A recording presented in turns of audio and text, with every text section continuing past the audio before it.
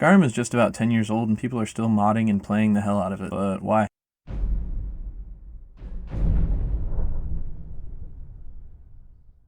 Let's go back to 2011 and really immerse ourselves in the year. The US military's Don't Ask, Don't Tell policy that banned open homosexuality in the armed forces was officially repealed on September 20th. The Occupy Wall Street movement began on September 17th. On December 18th, the last US troops in Iraq left. Amy Winehouse died on July 23rd. Charlie Sheen was fired from 2.5 Men. Now, if you're 13-year-old Brett, there's one thing that takes up more importance than all of this combined. Skyrim was released. And they did it fucking iconically on November 11th, 2011, meaning that if you're one of those weird countries that does the days, then the months, then the years, you can still be in on it too. Skyrim was fucking insane. See that mountain? You can walk to that. You can walk on that. Oh, in that town? You can walk to that too. And then you can go back and look at the mountain that you were looking at the town from.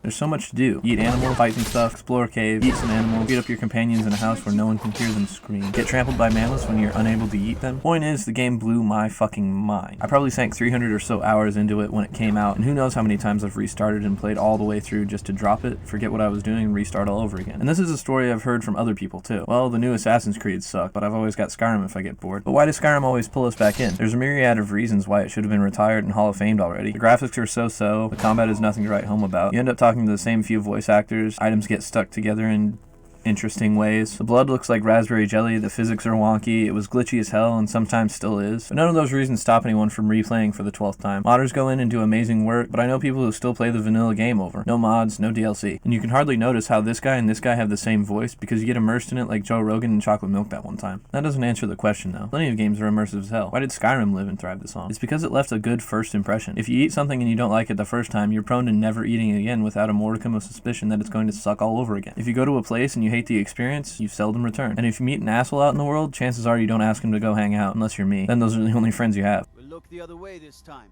but even the Jarl's influence has its limits.